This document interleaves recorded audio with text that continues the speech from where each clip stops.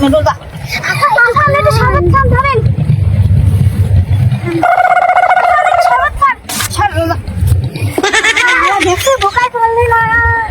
এই রোজার ব্যক্তিরই ধরতে হইবে। ওরে আমার ইবলিস শয়তানের তোর আইছো আমার দোকানে দাঁড়া, ওয়াও